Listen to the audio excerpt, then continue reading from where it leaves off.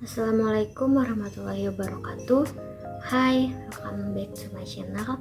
Di video kali ini aku akan menjelaskan tentang fluida statis dan dinamis dan juga penerapan dari fluida statis dan dinamis dalam bidang farmasi. So, let's watch this video. Fluida. Penerapan fluida statis dan dinamis dalam bidang farmasi.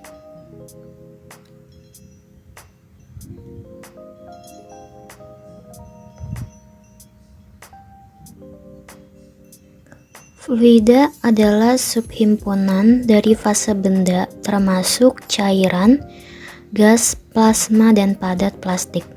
Fluida memiliki sifat tidak menolak terhadap perubahan bentuk dan kemampuan untuk mengalir, atau umumnya kemampuannya untuk mengambil bentuk dari wadah mereka.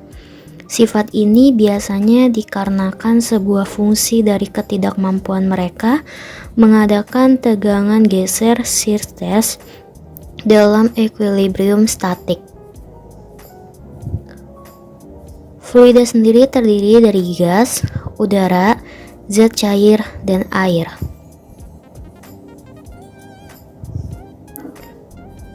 Mekanika fluida adalah subdisiplin dari mekanika kontinum yang mempelajari fluida yang dapat berupa cairan dan gas.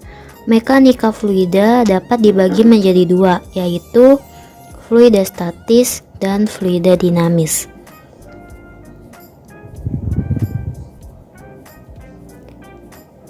Yang pertama ada fluida statis. Pengertian dari fluida statis. Fluida statis merupakan fluida yang tidak bergerak atau diam, atau zat dalam keadaan bergerak tetapi tak ada perbedaan kecepatan antar partikel ataupun bergerak dengan kecepatan sama sehingga tidak memiliki gaya geser. Yang kedua ada fluida dinamis, merupakan fluida atau zat cair dan gas yang dapat bergerak. Sifat dari fluida dinamis antara lain menempati ruangan, memiliki gaya dorong, memiliki kecepatan aliran, dan memiliki koefisien kekentalan zat. Penerapan fluida statis dan dinamis dalam bidang farmasi dan kesehatan. Ada sistem peredaran darah, aliran udara di ruang produksi farmasi, aliran cairan steril dalam selang infus dan jarum suntik, reologi. Sistem peredaran darah adalah sistem yang memanfaatkan mayoritas fluida juga. Dalam sistem peredaran darah, peran viskositas fluida sangat penting sehingga mempengaruhi kesehatan dari manusia tersebut. Sistem pencernaan berfungsi untuk mengedarkan zat-zat atau sari makanan yang diolah dalam tubuh menuju ke seluruh tubuh manusia. Sari ini diedarkan agar fungsi tubuh manusia berjalan normal. Jika peredaran darah ini terganggu, maka sistem lain pun terganggu. Kekuatan atau energi persatuan waktu yang dipakai untuk mengedarkan makanan ke seluruh tubuh didapat dari jantung. Jadi, jantung merupakan mesin penghasil energi bagi sistem peredaran darah ini. Sebagai medium tempat mengalirnya darah pada manusia adalah pembuluh darah. Yang kedua ada aliran udara di ruang produksi farmasi.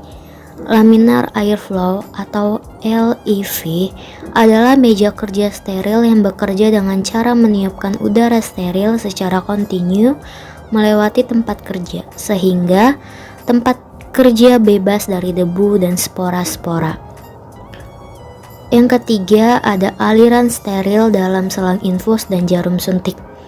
Infus digunakan sebagai alat pengganti cairan tubuh yang dialirkan melalui pipa plastik menuju aliran darah pada penderita atau pasien. Seperti yang kita ketahui, cara kerja ini sangatlah sederhana, yaitu dengan menggunakan ketinggian dan perbedaan tekanan antar kantong infus dan tekanan darah dalam tubuh manusia. Yang keempat ada reologi. Dalam bidang farmasi, prinsip-prinsip rheologi diaplikasikan dalam pembuatan krim, suspensi, emulsi, lotion, pasta, penyalut tablet, dan lain-lain. Selain itu, prinsip rheologi digunakan juga untuk karakterisasi produk sediaan farmasi sebagai penjamin kualitas yang sama untuk setiap batch. Rheologi juga meliputi pencampuran aliran dari bahan, penuangan, pengeluaran dari tub, atau pelewatan dari jarum suntik. Rheologi dari suatu zat tertentu dapat mempengaruhi penerimaan obat bagi pasien, stabilitas fisik obat, bahkan ketersediaan hayati dalam tubuh, sehingga viskositas telah terbukti dapat mempengaruhi laju absorpsi obat dalam tubuh. Yang kelima ada CVD, Computational Fluid Dynamics.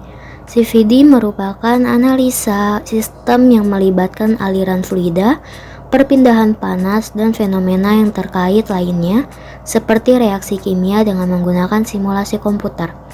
Metode ini meliputi fenomena yang berhubungan dengan aliran fluida seperti sistem liquid dua fase, perpindahan massa dan panas, reaksi kimia, dispersi gas, atau pergerakan partikel tersuspensi. Secara umum, kerangka kerja CVD meliputi formulasi persamaan-persamaan transport yang berlaku, formulasi kondisi batas yang sesuai, pemilihan atau pengembangan kode-kode komunikasi untuk mengimplementasikan teknik numerik yang digunakan. Suatu kode CVD terdiri dari 3 elemen utama, yaitu preprocessor, solver, dan postprocessor.